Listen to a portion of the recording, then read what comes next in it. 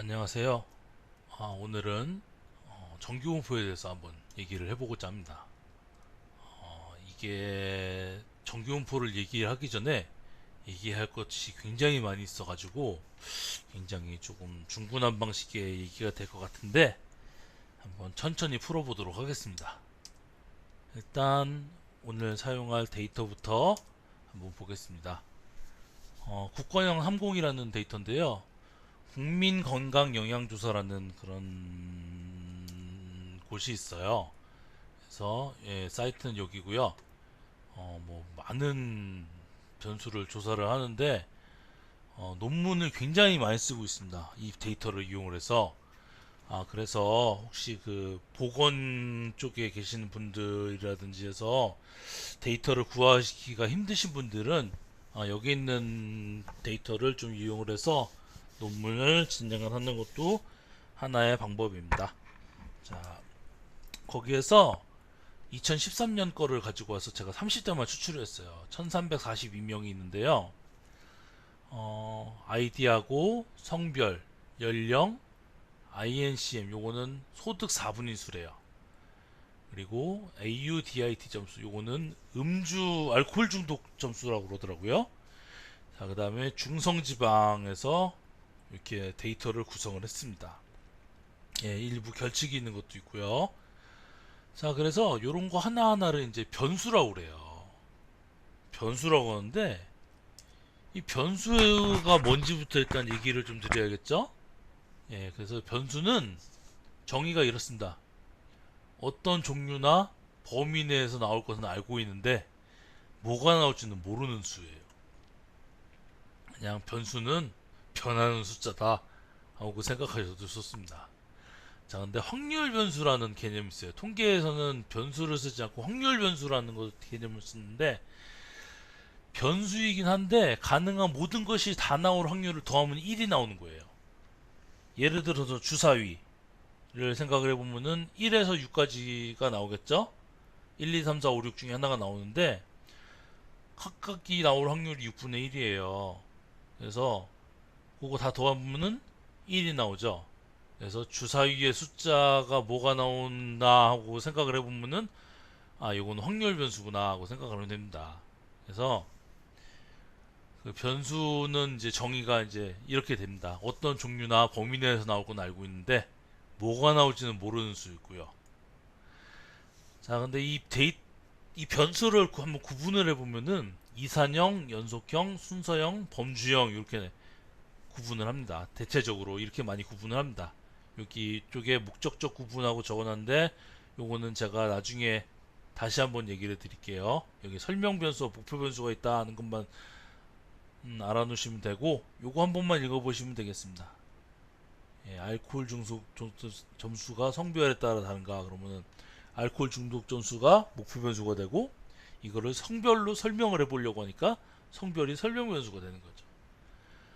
자, 요런 정도만 이제 생각하시면 되고 요쪽이 중요합니다. 지금 이산형 확률 변수 요건 개수를 셀 수가 있어요. 한 개, 두 개, 세 개, 네 개 해서 셀 수가 있어요. 자, 그 다음에 연속형 확률 변수가 있습니다. 셀 수가 없어요. 이거는 키, 몸무게, 부피 뭐 이런 것들. 자, 그 다음에 순서형 확률 변수는 뭐 1등, 2등, 3등, 4등 이런 식으로 되어 있는 거고요.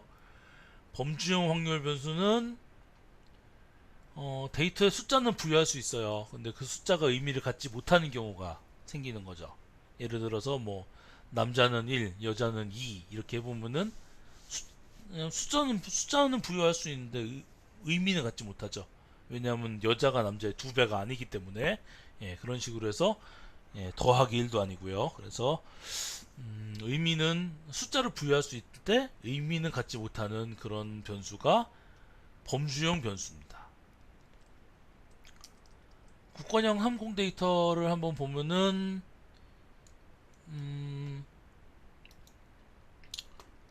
요게 데이터가 이렇게 생겼고요. 요 옆에 변수 보기를 하면 이제 여기에 이렇게 생긴 걸 볼 수가 있는데 여기 위에 있는 거랑 똑같죠? 하나가 틀립니다 지금. 제가 요거를 이렇게 척도로 지금 해놨었어요. 자, 그런데 이렇게 INCM 돼 있는 거 이런 거는 아까 순서형 변수였죠?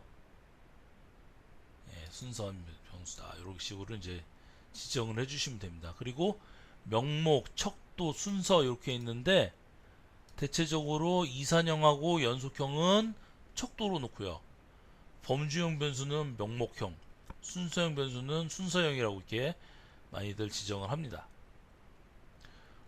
이게 지정을 안 한다고 해서 뭐 분석이 안 되거나 하는 일은 잘 발생하지 않는데 간혹 이제 그런 일이 발생을 하기도 해요. 그래서 요거를 좀 잘 지정해 놓으시는 것이 나중에 분석하실 때 도움이 많이 됩니다.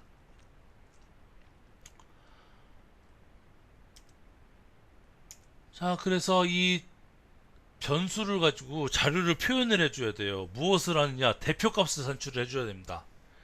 그래서 연속형이나 이산형 같은 경우는 통상적으로 평균 플러스 표준 편차를 많이 써주고요. 순서형이나 범주형 같은 경우에는 빈도와 퍼센티지를 많이 써줍니다. 물론 순서형도 뭐 한 100등까지 있고 이러면은 그것도 간혹 이제 이렇게 연속형처럼 처리해 버리는 경우가 있는데 대체적으로 순서형 범주형은 이제 빈도 퍼센티지로 이렇게 산출을 해줍니다. 여기 보시는 이 테이블은 요 아래에 있는 요 논문에서 가져온 테이블인데요. 일단 여기 연령이 있네요. 355명의 환자인데 47.7세 플러스 마이너스 10.9세다 해서 SD래요. SD가 표준 편차, 스탠다드 데비에이션이라는 것의 약자고요.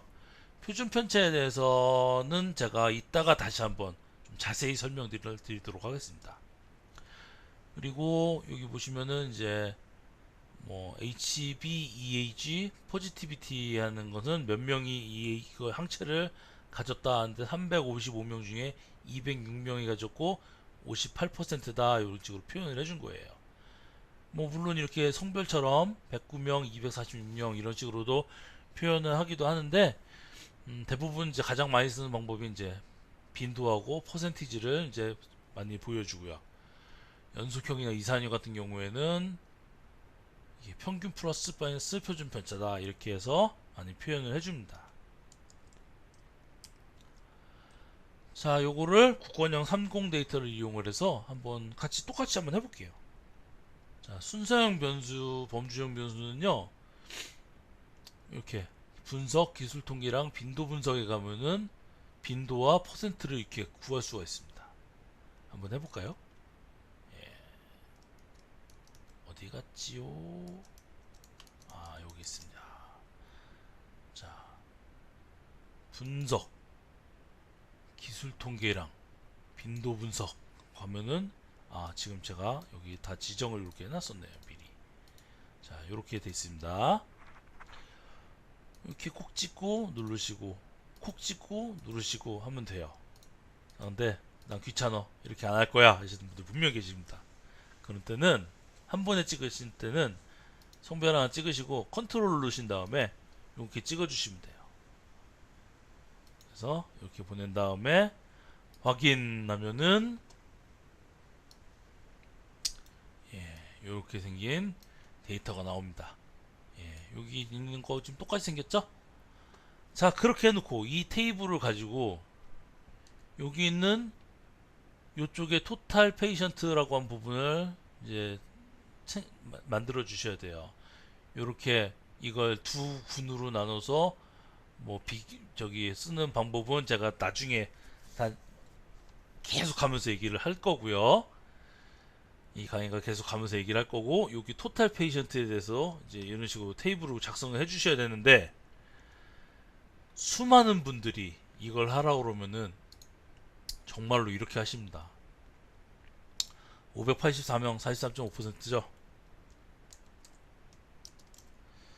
43.5 이렇게 쓰십니다. 타이핑을 직접 하세요.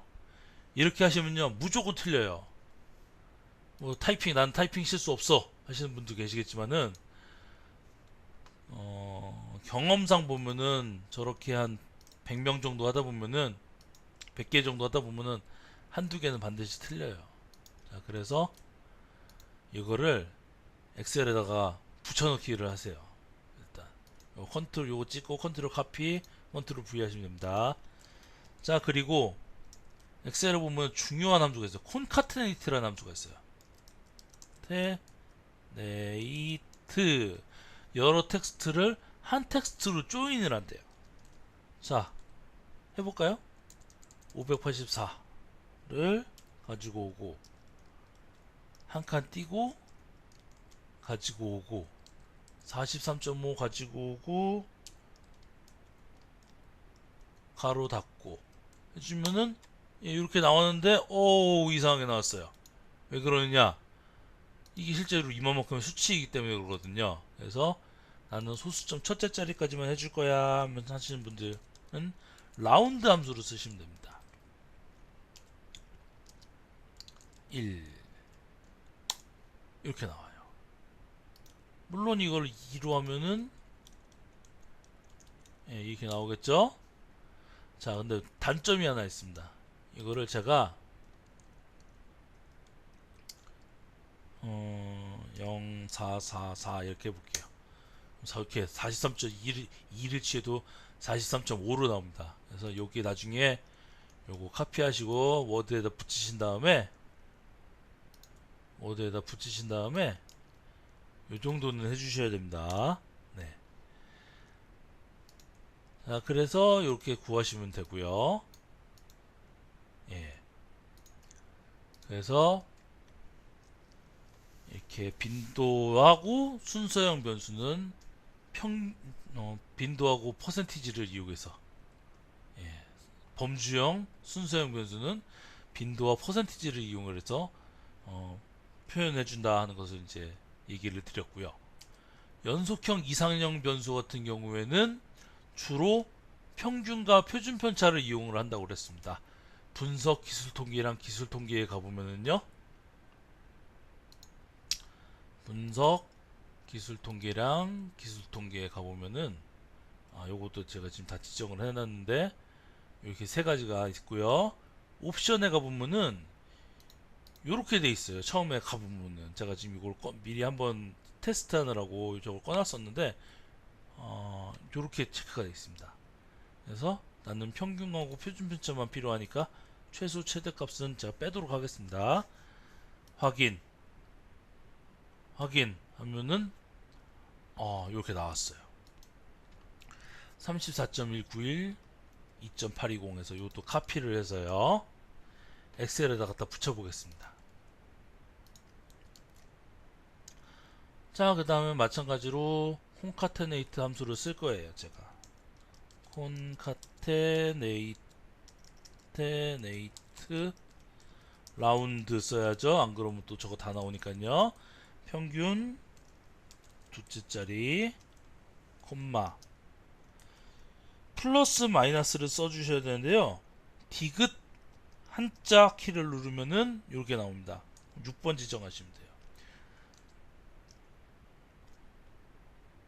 자, 그 다음에 다시 라운드 요거 두째 자리까지 할 거야. 그래서 이런 식으로 작성을 해주시면 되겠습니다. 첫째 자리까지 하시고 싶으신 분은 라운드를 1로 해주시면 되겠죠.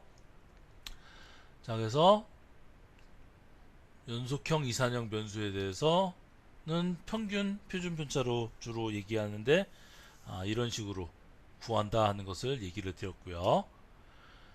표준 편차에 대해서 얘기를 해보겠습니다. 평균은 이제 다 아실 테고요.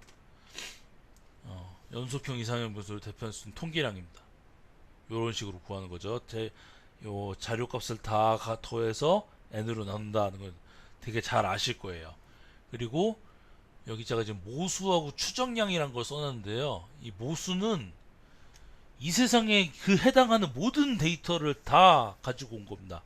예를 들어서 대한민국 사람의 평균 신장 키 재고 싶어요. 5천만 명 다 재면 됩니다. 그래서 나온 것이 모수예요.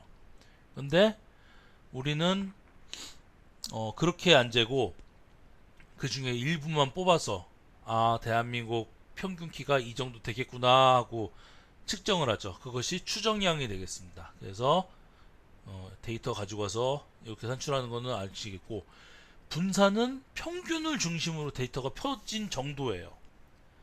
그리고 그것을 루트 값을 취한 것이 표준 편차가 되겠고요. 자, 그래서 이렇게 구하게 됐는데, 평균을 중심으로 데이터가 퍼진 정도라고 그랬습니다. 자, 그래서 그 얘기에 대해서 좀 한번 해보겠습니다. 펜으로 놓고요. 자, 뭐라고 그랬냐면요, 데이터를 중심으로, 평균을 중심으로 데이터가 퍼진 정도라고 그랬어요. 그래서 이런 개념을 가지고 왔어요.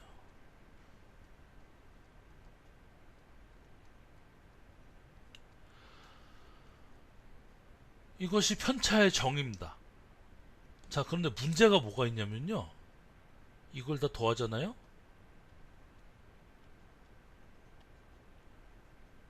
0이 나옵니다. 데이터가 1, 2, 3, 4, 5가 있어요. 평균이 3이죠. 평균이 3이고요. 편차 구해 보겠습니다. 마이너스 2, 1, 0, 1, 2. 더하면 0 나옵니다. 그쵸? 자, 그래서 데이터가 평균을 중심으로 얼마큼 퍼진지를 도저히 구할 수가 없어요. 그래서 사람들이 이걸 생각을 했어요.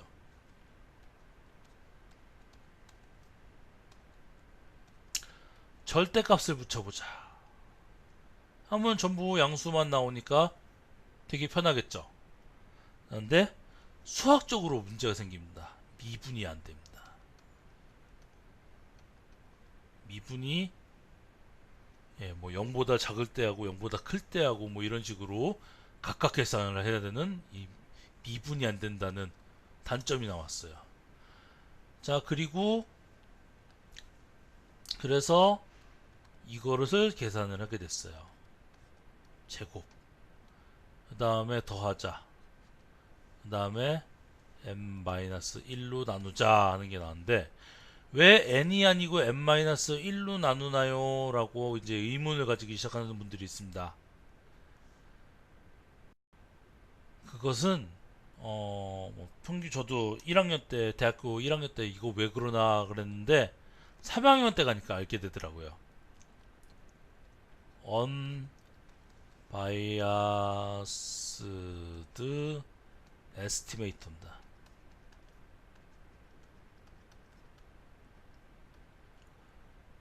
F처럼 보는데 T자입니다. 에스티메이터, 통계량입니다. 통계량이에요. 바이어스, 편차, 언바이어스드, 편향이 되지 않은 통계량이란 겁니다. 아주 공정하다는 얘기예요. 그래서 이 수치를 가지고 이 n-1로 나오는 것을 가져오게 됐고요.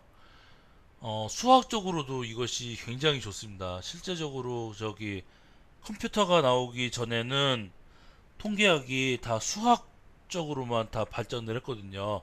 그래서 이 분산이 요것이 이제 분산이 되죠. 이게 이제 분산이 되고 이걸 루트 씌우면 표준 편차가 되는데, 이 분산이 가지는 통계 수학적인 그런 속성들이 너무 좋은 것들이 많아요. 그래서 현재는 이 제곱한 다음에 n-1로 나눈 이것을 대표적으로 쓰고요. 표준 편차는 이것을 루트를 취해서 사용을 하게 됩니다. 사용을 하고 있습니다. 자, 다음으로 넘어가 보겠습니다. 제가 이제부터 여러분하고 계속 얘기를 할 거는 평균에 대한 차이 검정, 뭐 교차 분석, 상관, 선형외기 분석, 로지스틱 분석 뭐 이런 건데, 결국 이것에 대해서 나오는 것들이 분포라는 얘기예요. 그리고 p-value라는 것을 하나 산출을 해서 그걸 가지고 다 얘기를 할 건데, 거기서 제일 중요한 것이 분포입니다. 분포 없이 p-value를 구할 수가 없어요. 자, 그래서 분포가 T분포, F분포, 요거 카이거든요. 카이 스퀘어 분포, 하이퍼 지오메트릭 분포, 뭐 이런 것들이 있어요. 자, 그런데 요 T 분포, F 분포, 카이 스퀘어 분포는요, 다 정규 분포에서부터 출발을 합니다. 그래서 뭐 정규 어떤 확률 변수가 정규 분포를 가지고 있을 때 요거를 이렇게 치환을 하면은 뭐 이런 정규 분포가 되고, 이거를 제곱을 하면은 카이스퀘어 분포가 되고, 뭐 자유도가 뭐 이렇게 되고 이렇게 되는 뭐 카이스퀘어 분포 두 개를 뭐 나누면 F 분포가 되고, 어떻게 하면 T 분포가 되고, 뭐 이렇게 얘기를 하는데, 제일 중요한 거는 정규 분포에서부터 시작을 한다는 거예요. 자, 그래서 정규 분포가 어떤 건지를 한번 얘기를 해보겠습니다. 자, 정규 분포 얘기하기 전에 분포에 대해서, 분포라는 것이 뭔지 한번 얘기를 해봐야죠. 정규가 있고 분포가 있으니까요. 분포에 대해서 얘기를 해보겠습니다. 동전을 두 회 던져서 앞면이 나오는 실험을 해요. 그리고 내가 확률 변수를 앞면이 나온 개수라고 할게요. 그러면은 동전 두 개 던졌으니까 안 나올 수도 있고, 1 나올 수도 있고, 한 개 나올 수도 있고, 두 개 나올 수도 있죠. 자, 그래서 그거를 요렇게 그래프를 그려보면은 길이가 1이고 0.25, 0.25, 0.5 이렇게 되니까 이거 다 더하면은 1이 됩니다. 그쵸? 요거 다 더하면 1이 되죠. 이것이 분포라는 거예요. 근데 이 동전을 두 개가 아니고 두 번이 아니고 100번을 던져요. 그래서 앞면이 나오는 횟수에 대한 확률 분포를 구해보면은 이런 식으로 됩니다. 근데 100번이 아니고 이걸 무한대로 반복으로 넣잖아요. 그럼 이런 식으로 똑같이 이런 식으로 나와요. 그래서 그래서 이걸 대표하는 그런 함수가 하나 있을 텐데 도대체 뭐냐? 라고 했는데, 수학의 천재 가우스라는 사람이 저렇게 생긴 함수를 하나 작성을 했습니다. 이거 모르셔도 돼요. 이거는 여러분 아실 필요 없죠. 자, 모르셔도 되는데 제일 중요한 거 요 세 가지만 하시면 됩니다. 종 모양의 확률 밀도 함수, 종처럼 생겼죠? 그리고 평균에 대해서 대칭입니다. 이렇게 평균을 중심으로 해서 반을 딱 합치면은 대칭이 됩니다. 일치가 됩니다. 그 다음에 모양은 평균과 분산에 의해서 결정된다라고 했는데, 그리고 평균은 위치, 분산은 모양 했는데, 이 파란색 선은요, 평균이 0이고 분산이 1입니다. 녹색 선은 평균이 3이고 분산이 1이고요. 이 파란색 선이 이렇게 이동을 했다고 생각해 보세요. 똑같이 생겼습니다. 그리고 이 빨간색 선은 평균이 0이고 분산이 2인 정규분포예요. 제가 아까 분산이 뭐라고 그랬냐면 자료가 평균으로부터 퍼진 정도라고 그랬습니다. 데이터가 평균에서 근처에 이렇게 있는데 얘는 좀 많이 퍼져 있죠. 이것을 하고 싶은 겁니다. 자, 그래서 이렇게 생긴 분포다 하는 거는 알아놓으시면 되고요. 정규분포에 대해서 이제 확률을 계산을 하려면은 무엇을 해야 되느냐? 적분을 해야 됩니다. 자, 이 함수 놓고 여기서 왜 A부터 B까지 적분을 해야 돼요. 할 수 있으십니까? 못합니다. 예, 저도 못해요. 그래서 넘어가도록 하겠습니다. 자, 그래서 평균에 대해서 이제 추정을 할 거예요. 평균에 대해서 추정을 할 건데, 평균이 이제 점 추정하고 구간 추정이라는 게 있어요. 점 추정은 평균이 이 값이다 라고 딱 찍는 거예요. 그리고 구간 추정은 평균이 이 범위 내에 있을 거야 라고 하면서 이렇게 얘기하는 겁니다. 점 추정은 평균이 이 값이다 라고 딱 찍는 거고, 구간 추정은 평균이 이 범위 내에서 있을 거야 하고 이게 하는 추정이 구간 추정이 되겠습니다. 자, 어쨌든 간에 이 구간 추정을 할 때는 정규분포를 이용을 한다 하는 얘기를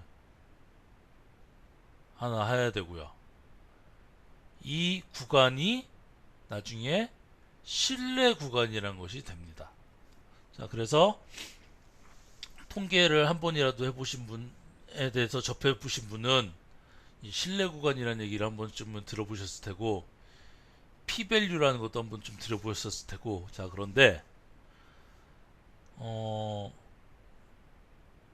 여기는 지금 여기 이제 저기 뭐 예를 들어서 대한민국 평균 키를 산출하기 위해서 대한민국 전체 인구라고 이렇게 해보면은, 여기서 요만큼 가지고 와서 평균 딱 구해보서, 아, 평균이 이 정도 되고 신뢰 구간이 이렇게 되는구나 라고 이게 얘기를 하게 됩니다. 자, 그런데 샘플을 굳이 이것만 있을 리가 없죠. 다른 사람이 와서 또 취해도 되고, 또 다른 사람이 와서 또 취해도 되고 하면은 신뢰 구간의 개수가 굉장히 많이 나오게 될 것입니다. 사람에 따라 틀리니까요. 자, 그리고 그 신뢰 구간은 평균에다가 표준 편차 있고요. 자료의 개수 100명 했으면 루트 10이 100이니까 10이 되겠죠. 자, 그 다음에 통상 95% 신뢰 구간을 많이 사용을 하는데, 알파가 0.5가 되면은 이 값은 1.96으로 고정이 됩니다. 그리고 사람에 따라서 신뢰 구간은 다르게 나올 수가 있어요. 자, 그래서 무슨 얘기가 나오냐면요, 신뢰 구간이 여러 개를 구할 수가 있어요. 실제적으로 여러분들이 같은 모집단인데 같은 전체 집단을 하나 놓고서 요렇게 여기서 조금 해서 평균 구해보고, 저기서 조금 해서 평균 구해보고 하면은 분명히 그 평균이 다르게 나올 것입니다. 그리고 신뢰 구간도 다르게 되겠죠. 그래서 이 모수를 하나 추정을 해야 되는데, 모수는 전체 인구를 다 찾아보면은 했을 때 나오는 그 평균이라고, 모수에 대한 평균을 제가 뮤라고 이렇게 써놨고요. 간혹 신뢰 구간이 평균을 포함하고, 진짜 평균을 포함하고 있지 않은 경우도 있습니다. 그래서 이 신뢰 구간이라는 거는요, 신뢰 구간 내에 진짜 평균이 있을 확률이 95%다 뭐 이런 식으로 얘기하는 게 아니고요. 동일한 실험을 반복하다 보면은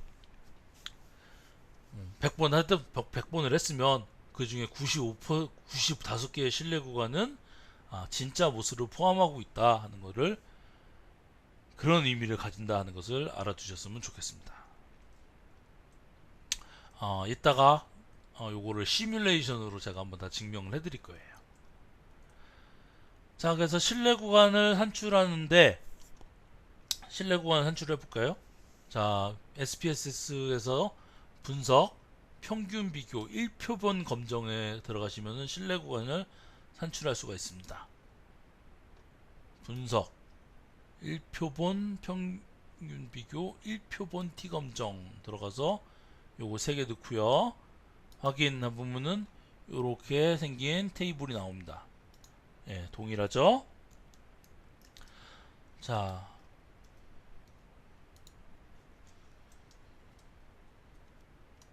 그런데 제가 지금까지 이 데이터가 무슨 이 연령이니 뭐 알코올 중독 점수니 중성지방 점수니 이런 것들이 정규분포를 갖는다고 얘기를 단 한 번도 한 적이 없었어요, 지금까지. 그런데 신뢰 구간은 대놓고 제가 정규분포를 이용했다고 제가 지금 얘기를 하고 있습니다. 자, 이 얘기를 좀 드리려고 하는데요, 중심극한 정리라는 것이 있어요. 센트럴 리미트 시어럼에서 CLT라고 그러는데, 평균의 신뢰 구간은 이제 요렇게 공식에 의해서 아까 구한다 하는 걸 다 얘기를 했고요. 여기 영어 뭐 많고 막 그런데, 제일 중요한 거 무엇인, 이거를 이제 한마디로 표현을 하면은, 분포에 관계없이 표본수가 많으면 모평균에 대한 추정량은 무조건 정규분포로 얻는다 하는 것입니다. 그러니까 평균도 변수예요. 왜냐하면은 제가 아까 여기에서 평균이 변할 수 있는 것을 보여드렸죠. 그럼 평균도 변수가 됩니다. 그래서 그 평균도 변수가 돼서 무조건 정규분포를 갖는다 하는 것이 중심각한 정리라는 것이에요. 그래서 여러분들이 이거 자료가 정규분포 안 되면 어떡하지 뭐 이런 걱정하실 텐데, 데이터의 사이즈가 크면 무조건 평균은 정규분포로 갖게 되니까 그런 것은 걱정을 안 하시고 그냥 구하셔도 됩니다. 자, 그 다음에 신뢰 구간에 대해서 이제 한번 얘기를 해볼게요. 요 테이블은, 요거는 제가 엑셀에서 그냥 여러분한테 계산해서 증명해 드리는 게 더 빠릅니다.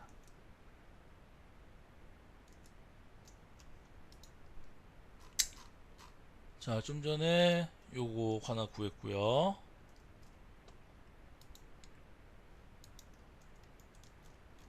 구했어요. 자, 평균의 신뢰 구간 구해 보겠습니다. 계산할게요. 평균 마이너스 1.96 곱하기 표준 편차 나누기 루트 이겁니다. 이게 신뢰 하한이 되고요. 는 평균 플러스 1.96 곱하기 표준 편차 나누기 루트 이거. 그래서 구해보면요, 이렇게 신뢰 상한이 나왔어요. 자, 그리고 소수점 조째 자리까지 한번 줄여볼까요? 여기 같은데 이거 같죠? 요거 하나 틀립니다. 115.67, 115.68에서 틀립니다. 야, 무슨 얘기, 이거면 제가 이제까지 이제 거짓말을 한 사람이 되는데, 115.674944 뭐 이런 식으로 하는데 115.6804 어쩌고저쩌고 나가요. 틀린 숫자죠. 그래서 여기까지도 증명을 얘기를 다 드리도록 하겠습니다. 자, 표본수가 많지 않으면 어떻게 될까라는 의문을 하나 가진 사람들이 있었어요. 왜냐하면은 옛날에 이게 이제 데이터가 정규분포를 가지려면 그럼 표본수가 많으면은 평균은 중심각한 정리를 따른다 했는데, 표본수가 많은 것이 기준이 몇 개냐 하고 하다 보니까 뭐 25개를 쓰는 사람도 있고 30개를 쓰는 사람도 있고 뭐 이렇게 됐는데, 대체적으로 25개를 좀 많이 썼었어요. 왜냐하면은 루트 5가 루트 25가 5가 되기 때문에 계산이 편하거든요.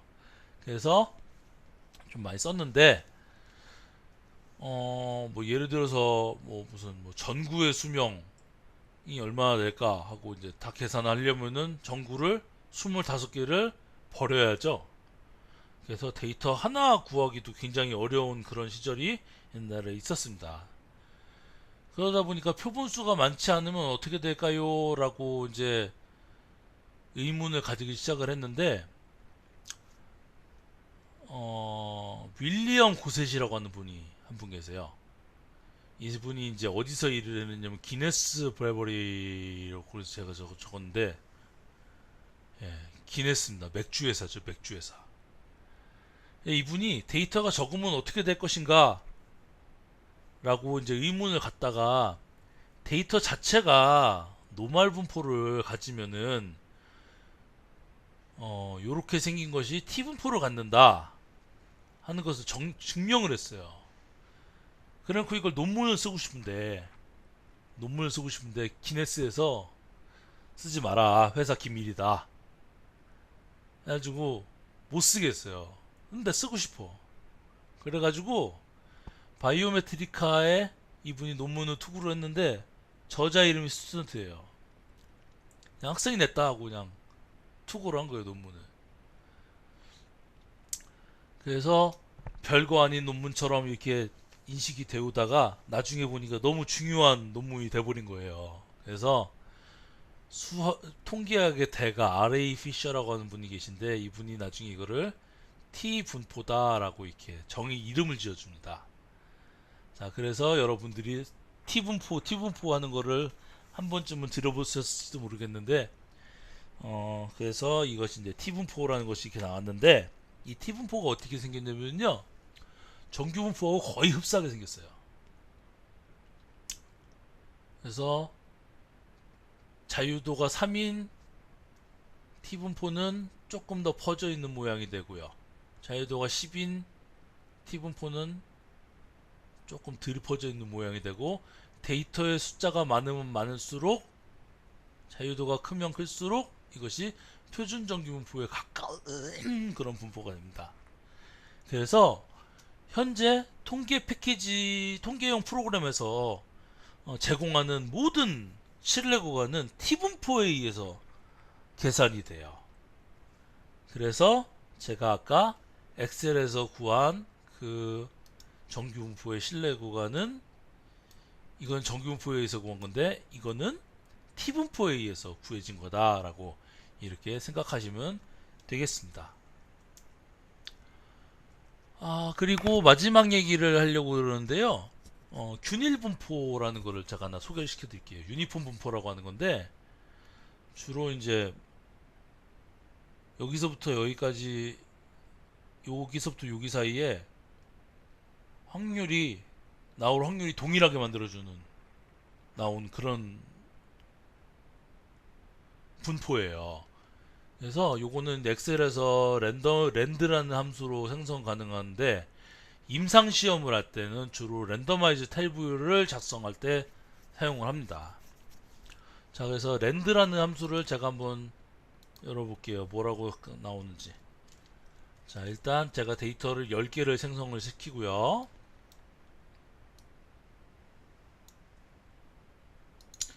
그 다음에 는 랜드라고 하면은 0보다 크거나 같고 1보다 작은 균등하게 생긴 난수를 생성합니다 라고 했어요. 그러니까 0에서부터 1 사이에서 그냥 난수 하나 가져왔다고 생각하시면 돼요. 요거를 갖다가 하나 추출해 가지고요, 그대로 그냥 밑에까지 긁어낸 다음에, 이게 쓸 때마다 계속 변하거든요. 그래서 제가 값만 붙여 넣겠습니다. 또 변했죠. 자, 그 다음에 이거를 소트를 해요. 그 다음에 여기서부터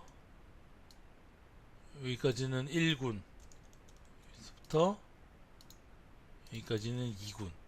그래서 자료를 두 그룹으로 나눌 때 랜덤하게 하는 것, 랜덤하게 이제 배정을 해야 되거든요. 예를 들어서 첫 번째 환자는 1군에 배정하고, 두 번째 환자는 2군에 배정하고, 세 번째는 1군, 네 번째는 2군, 이런 식으로 배정을 하면은 그것도 바이어스가 들어가는 것입니다.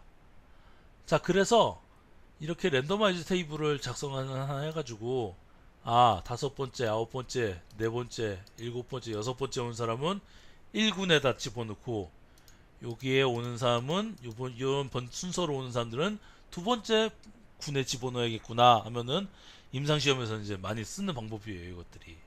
자, 그래서 이렇게 생긴 것이 이제 유니폼 분포라고 하는데요. 제가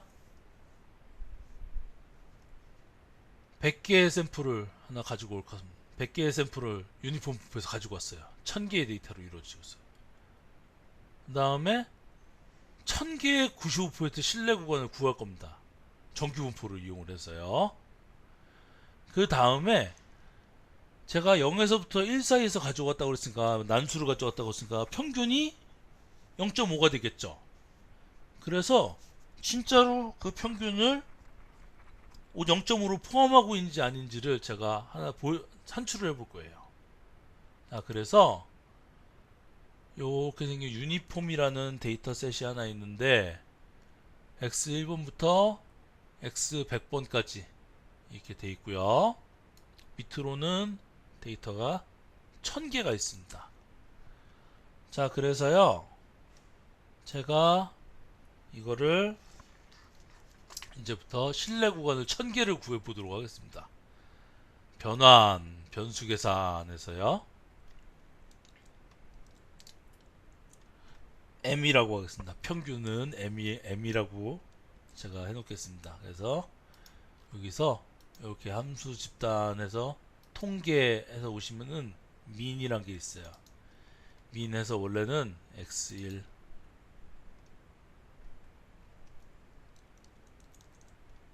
콤마 x2 콤마 콤마 x3 콤마 이렇게 다 넣어 주셔야 되거든요. 네, 이렇게 해서 100개까지 가는데, 예, 제가 저는 그런 미련한 거 되게 싫어합니다. x100이다 이렇게 쳐주면은 x1번부터 x100번 사이에 있는 모든 변수를 다 취해와요, SPSS가. 자, 그래서 확인해보면은 평균이 나왔습니다. 예, 평균이 나왔어요.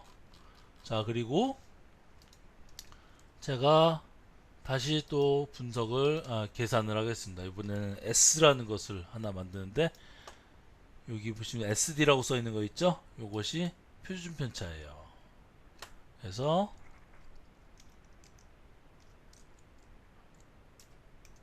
X1번부터 X100번까지 SD를 산출을 했습니다. 평균 표준 편차예요.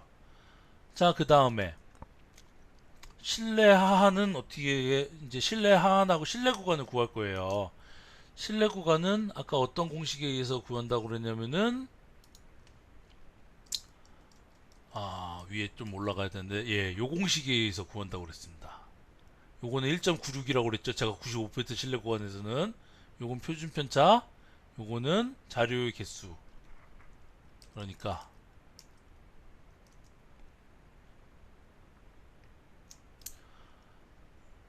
자, 분석, 변환, 변수 계산, 신뢰 구간을 로우 컨피던스 리미트라고 제가 써놓겠습니다. 는 m 마이너스 1.96 곱하기 s 나누기 100개니까 10이 되겠죠? 확인 하면은, 예, 이렇게 LCL이 계산이 됐고요.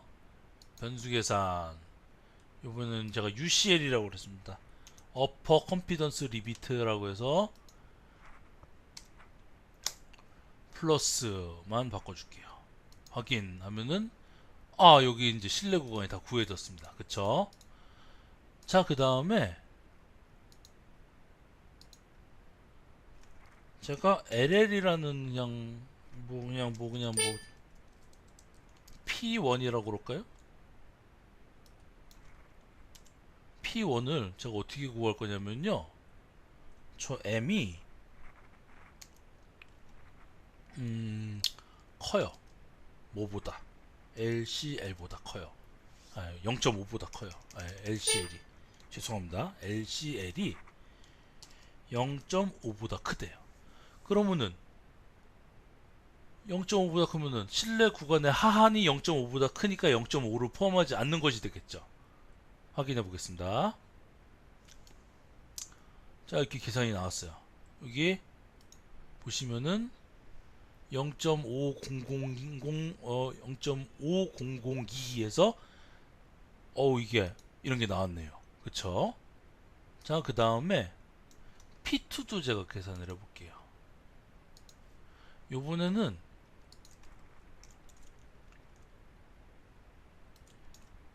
UCL이 0.5보다 작은 거예요.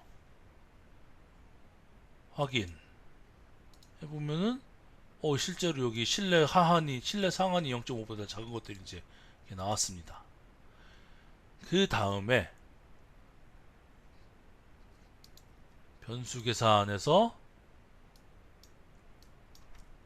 노 포함하고 있지 않은 거는 P1 플러스 P2다 하고 제가 계산을 할게요. 이제 이렇게 나왔습니다. 그래서 실제적으로 0.5를 포함하고 있지 않은 실내 구간들이 이제 1 이렇게 나왔어요. 자, 좀 보기 불편하시면은 더 내려가서 제가 요거를 숫자를 줄이겠습니다. 자릿수 소수점 이하 자릿수거든요. 자, 줄여보면은 실제적으로 이렇게 나왔어요. 자, 그래서 이 노를 카운트를 해보겠습니다. 아까 이거는 보면은 포함하고 있으면 0.5로 포함하고 있으면 0이고 포함하고 있지 않으면 1이니까 범주형 변수가 되겠죠. 범주형 변수 분석 기술 통계랑 빈도 분석. 그래서 노 집어넣었어요. 자, 어떻게 나왔습니까? 1000개 중에 54개가 0.5를 포함하고 있지 않대요. 대충 95%, 946이면 95% 정도 되죠? 이 정도가 0.5만 포함하고 있는 것입니다. 자, 이것이 얘기하는 것이 무엇이냐면은 이런 것들을 얘기하고 싶은 거예요.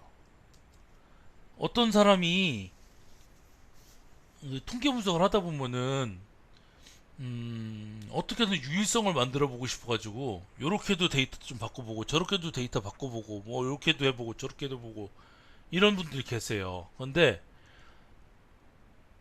실제로 구해보면은 0.5를 반드시 포함해야 되는 그런 지금 난수 추출인데도 불구하고 0.5로 포함하고 있지 않은 것들이 나온다는 얘기거든요. 그러니까 여러분들이 실제적으로 논문 쓰시면서도 p-value를 한 100개 정도 구했어요. 논문 쓴다고 할 때 100개 정도 구해봤으면은 그 중에 5%는 실제는 포함하고 있지 않은데 여러분들이 포함하고 있다고 유의성을 얘기를 해놓고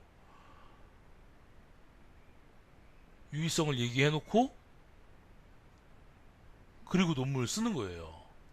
모르는 거죠. 그거는 전체 데이터를 다 조사해보기 전에 모르는 거니까. 자, 그래서 그런 거를 데이터를 이렇게 바꿔보고 저렇게 바꿔보고 하는 일을 하지 마시라고 얘기를 드리는 겁니다. 끝으로 하나 얘기하고 싶은 거는 제가 좀 전에 보여드렸던 슬라이드인데 잘못된 통계 분석이에요. 이거는 이게 겉으로 보기에는 지금 요렇게가 되어 있으니까 좀 추세가 있어 보이잖아요. 근데 실제적으로는 이게 국방부 예산하고 인터넷 보급률입니다. 우리나라 인터넷 보급률 전혀 상관이 없는 변수죠. 자, 요거는 제가 지금 좀 오버한 그런 측면이 있고요. 신뢰 구간이 가진 의미와 그 다음에 오늘 얘기하고 싶은 것은 평균은 반드시 정규분포를 갖는다 하는 그런 얘기를 해드렸고요. 그렇다고 해서 정규분포를 통해서 신뢰 구간을 찾아주느냐, 그건 아닙니다. T분포를 이용해서 신뢰 구간을 찾아준다 하는 것을 얘기를 드렸고요. 그 다음에 데이터를 분석을 할 때 억지로 유의성을 만들기 위해서 이렇게 하고 저렇게 하고 하는 일을 좀 자제해 주시길 바란다 하는 그런 얘기를 드리고 싶었습니다. 자, 오늘은 여기까지 하도록 하겠습니다. 감사합니다.